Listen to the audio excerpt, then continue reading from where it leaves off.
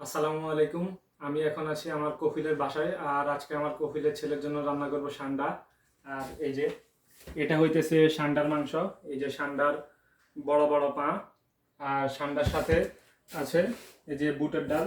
বুটের ডাল দিয়ে সান্ডা দিয়ে একসাথে রান্না করব। সাথে এই জায়গাতে আলু আর পেঁয়াজ নিয়ে নিছি।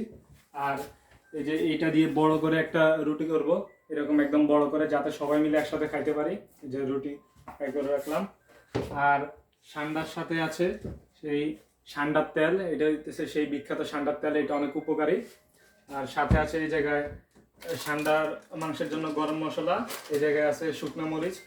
আর এই জায়গায় বিভিন্ন রকমের মশলাগুলো আছে, যাতে সান্ডার মাংসটা খুবই ভালো হয়। আর কপিলের যাতে অনেক পছন্দ হয়, যাতে কপিল আমাকে আঁকামাটা বাড়ায় দেয়, সময়টা বাড়ায় দেয়, আর টাকা পয়সা বাড়ায় দেয়। এই যে এই জায়গাতে আছে দারচিনি এলাচি। তো এই জায়গাতে আমার প্যান কুক রেডি আছে। আমি এখন কপিলের ছেলের জন্য সান্ডা রান্না করব, দেখা যাক। আর সান্ডা মূলত আমি একটু আগে মরুভূমিতে গেছিলাম, মরুভূমিতে যাওয়ার পরে সান্ডাটা ধরে আনছি। ধরে আনার পরে এখন কাটাকুটি করলাম, জবাই করার পরে কাটাকুটি করলাম, করার পরে এখন এটা রান্না করব। দেখা যাক কপিলের ছেলের পছন্দ হয় কিনা। পছন্দ হওয়ার পরে দেখা যাক উনি খুশি হয়ে আমাকে কি দেয়। আর এইটা হইতেছে সেই বিখ্যাত সান্ডার তেল, এইটা অনেক উপকারী, এটা দিয়ে মালিশ করলেও অনেক ভালো হয়। আর এখন রান্না করার পরে দেখা যাক কিরকম হয়।